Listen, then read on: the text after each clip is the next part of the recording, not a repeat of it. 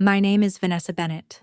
I was 34 years old, a high school teacher, and the fiercely loyal daughter of a 72-year-old man named Arthur when a panicked 227A phone call put me in the middle of a Charlotte police precinct with a shivering father, a fabricated assault charge, and a brother who silently watched it all happen.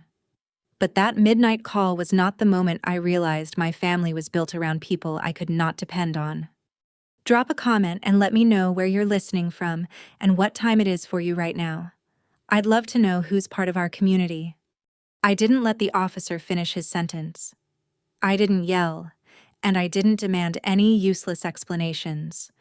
I just looked past the front desk, saw my 72-year-old father shivering in a hard plastic chair, and wrapped my coat around his shoulders. We were going straight to his house in Charlotte. The police followed closely behind us. I needed to see the scene before my brother and his wife had time to scrub it clean. When I pushed open the front door of my dad's house, the air felt heavy and completely wrong.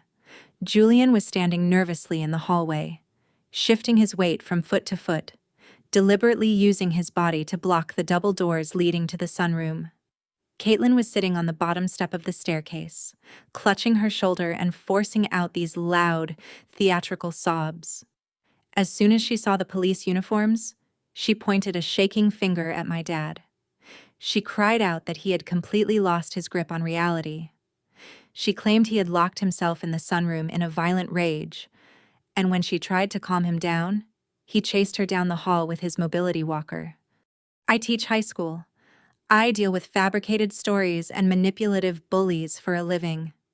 Emotion is just bad data, so I ignored her crying entirely. I walked right past Julian and pointed at the sunroom door, instructing the officers to look closely. The heavy-duty deadbolt was not on the inside of the door.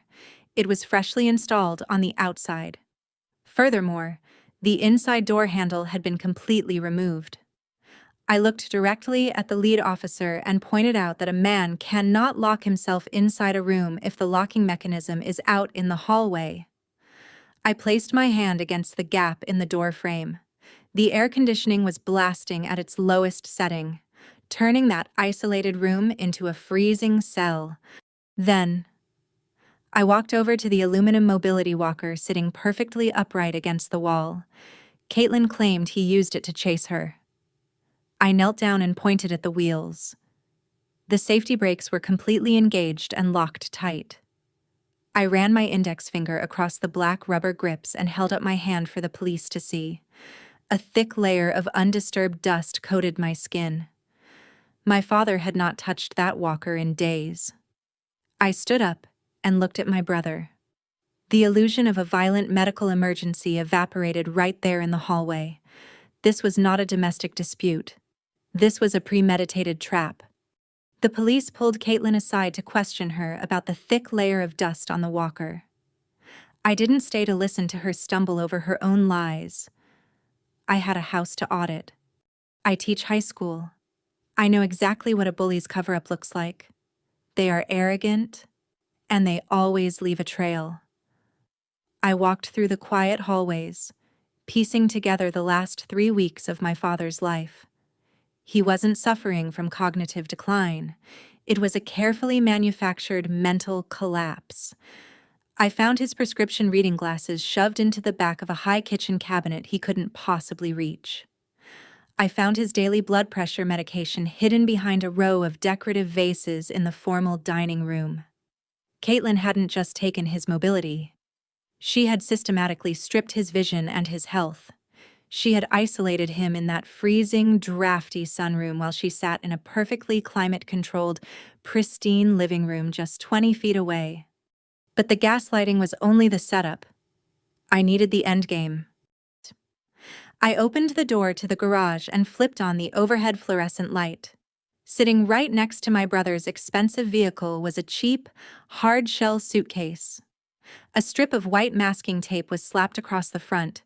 Written in thick black marker were 2 words: Arthur, facility. I popped the latch. Inside were 4 frayed sweaters and a pair of old slippers. No family photos, no watch. Just the bare minimum you pack when you are permanently throwing a human being away. If tonight was supposed to be a sudden, unexpected medical emergency, there was absolutely no reason for his bag to already be packed and labeled in the garage. I left the suitcase and walked back to the kitchen. Caitlin's tablet was sitting face up on the marble island, the screen still awake. I tapped the glass. Open on the screen was a drafted, sponsored post for her social media page. I read the caption out loud to the empty kitchen. Big renovation reveal coming soon. Finally turning wasted family space into my dream content studio. Below the text was a digital floor plan of the house. My father's primary bedroom was boldly relabeled as Glam Room.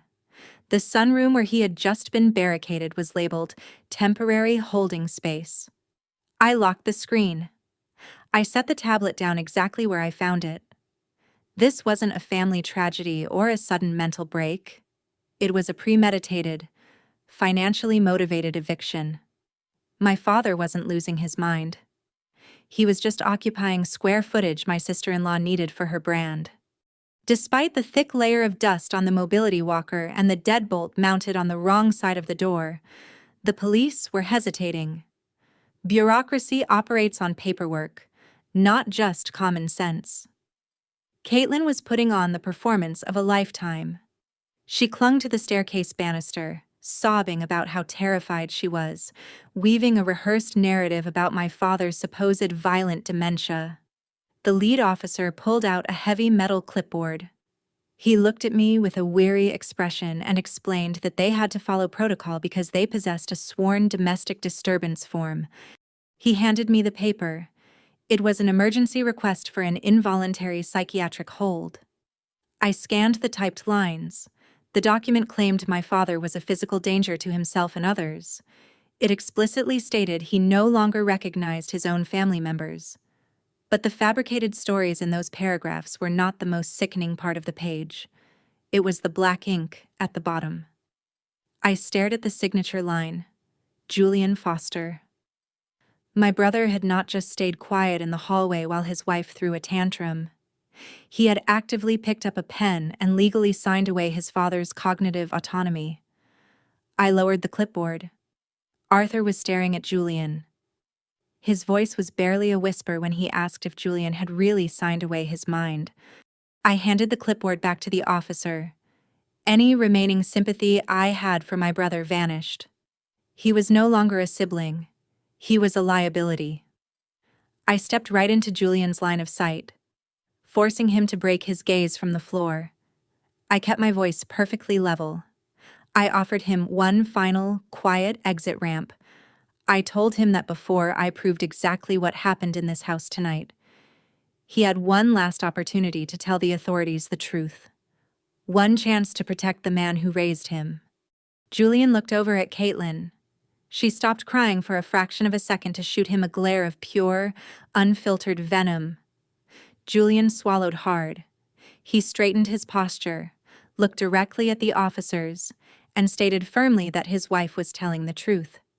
He said our father was completely unstable and needed to be taken to a facility immediately. That was his final answer. The last shred of my familial obligation died right there on the hardwood floor. He had made his choice. Julian assumed he was controlling the narrative. He had absolutely no idea that I was already holding the receipt for his destruction. The trap was officially set. The room went absolutely dead silent. The kind of heavy, suffocating silence that rings in your ears. Julian had made his choice. He had liquidated the man who raised him for a temporary holding space and a sponsored post. The lead officer nodded slowly and reached for his shoulder radio to dispatch the paramedics for an involuntary psychiatric transport. My father closed his eyes, accepting his fate. I didn't try to argue anymore. Arguing is a defensive tactic for people who don't have leverage. I simply reached into my coat pocket and pulled out my phone. The glass screen was cold against my palm. I unlocked it. One swipe. One tap. I opened the smart home application I had quietly installed on my father's wireless network 3 weeks ago. I held the phone up, turning the screen so that officers could see the digital dashboard. I kept my voice entirely conversational, as if I were explaining a basic math equation to a freshman student. I told the room that because my father's mobility had been declining, I had purchased a standalone, voice-activated smart speaker for the sunroom. I explained that it was not tied to the local closed-circuit security cameras that Caitlin had so conveniently unplugged earlier this evening. It was a completely separate, cloud-based peripheral unit. All my father had to do if he fell or felt threatened was speak a specific trigger phrase. The device would immediately begin a high-definition audio recording and push a 15-minute file directly to my personal cloud server. I pointed to the top of my screen. There was a newly uploaded file. The timestamp read 2:18 in the morning. I looked over at Caitlin. The theatrical, gasping tears had instantly vanished. Her arrogant, rehearsed victim posture completely collapsed. The color drained from her cheeks, leaving a pale, sickening shade of absolute terror. She realized her fatal miscalculation. She had meticulously scrubbed the local physical drives but had completely ignored the small, decorative cylinder sitting right on the sunroom bookshelf. She didn't try to maintain her innocent act for a single second longer. She whipped her head toward my brother, her voice cracking into a shrill, desperate scream. She ordered him to delete my father's account. She practically shrieked at him to log into the administrative portal and wipe the local network logs right that very second. Julian froze. The golden child was entirely unprepared for a real, unscripted crisis. He lunged into his own pockets in a blind panic, his chest heaving. He pulled out his device, but his hands were trembling so violently he failed his passcode twice before finally unlocking the screen. He opened his master control app, his thumb desperately swiping to find the settings menu to permanently wipe the system. But raw panic makes people incredibly clumsy. His sweaty thumb slipped on the glass. Instead of hitting the small red icon to delete the network history, he hit the large universal cast button. A sharp, electronic chime echoed from the ceiling.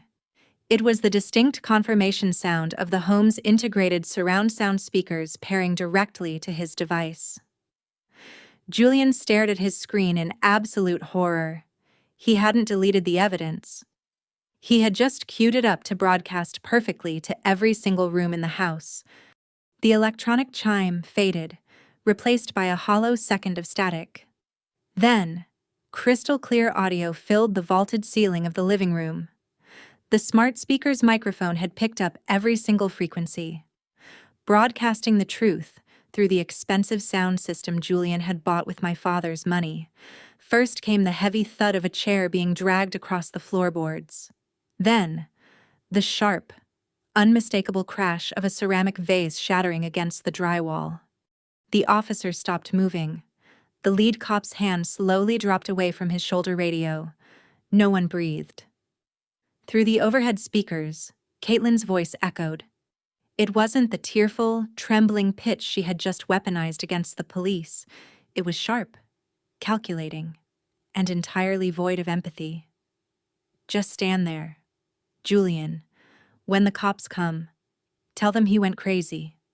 The heavy, hollow ringing of an aluminum bat slamming against the granite countertop vibrated through the floor. The audio was so precise, you could hear her panting as she struck her own shoulder to fabricate the injury. Then came my father's voice. It was fragile, terrified, pleading with the people he had fed and sheltered. Why are you doing this? Caitlin's recorded response was perfectly audible, dripping with venom. Because this house is wasted on you. You already had 72 years. Why should the rest of us sacrifice our future for your comfort? I watched my sister-in-law. Her perfectly curated influencer persona dissolved into absolute, undeniable guilt. The blood completely drained from her face. She didn't have a backup script for this. Julian simply stared down at his phone, his mouth slightly open, looking at the glowing screen as if it were a live grenade he had just detonated himself. The silence that followed the recording was profound. I didn't need to yell. I didn't need to explain a single thing to the authorities. The raw data had executed the entire audit for me. The lead officer broke the quiet.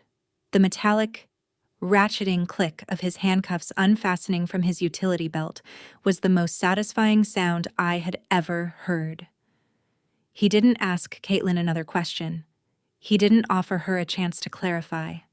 He stepped forward, grabbed her arm, and instructed her to turn around and place her hands behind her back. In less than 3 minutes, my brother and his wife went from managing a hostile takeover of my father's real estate to facing multiple felony charges for elder abuse, false imprisonment, and filing a fabricated police report. Their entire defense, built on weeks of systematic gaslighting and cruelty, was atomized by a single, automated cloud upload. I stood in the hallway, my expression entirely blank, and watched the officers lock the steel cuffs around Caitlin's wrists. The officers were securing the handcuffs when Caitlin made her final, desperate play. She twisted away from the lead officer and ordered Julian to grab the folder from her designer bag on the console table. She produced a thick, cream-colored document, holding it up like a shield. She claimed it was an emergency injunction. She demanded the police step back, shouting that her attorney had already secured temporary conservatorship over my father and his assets. She told the officers they were illegally trespassing on her property. The lead cop paused, glancing at the official-looking print. I didn't panic. I just stepped forward and pulled the paper from her trembling hands. I looked at the letterhead. The name was familiar. It was Caitlin's uncle. I didn't raise my voice. I simply tapped the top of the page with my index finger so the officers could see. I pointed out that there was no court docket number. I flipped to the back page and showed them the empty line where a judge's signature should be. Then, I pulled up the state bar registry on my phone and held the screen next to the document. Her uncle had been disbarred for fraud 3 years ago. I handed the paper back to her. This isn't a court order.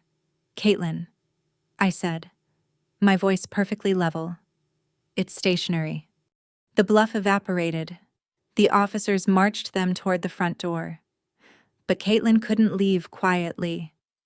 As the red and blue police lights flashed through the living room windows, she dug her heels into the floor. She glared at me, spitting out her final threat. She told me to take my father, but swore she and Julian were going to force a sale of the house because they still legally owned half. I reached into my coat pocket. I pulled out a folded, notarized copy of my late mother's will. I unfolded it and placed it on the counter. I explained that this house belonged jointly to my father and my mother. Upon her passing, her half didn't go to Julian. It was willed directly to me. I had kept it a secret for years so my father would always feel like this was entirely his home. I looked right into Caitlin's panicked eyes. You were trying to evict me from a house you never owned. They walked out the door, and the heavy silence finally returned. Weeks later, the house felt entirely different. The heavy deadbolt on the sunroom door was completely removed. We threw the packed suitcase into the dumpster. My father's missing reading glasses were found, and his medication was back on the kitchen counter where it belonged. I found him sitting by the sunroom window that Sunday, reading the morning paper in the warm light. The manufactured madness was over. The house was safe. Family isn't defined by the people who share your last name. It's defined by the people who protect you when you're most vulnerable. If you've ever had to enforce a brutal boundary to protect someone you love, share this story. Drop a 100 in the comments if you would have let the cops take your brother away, too.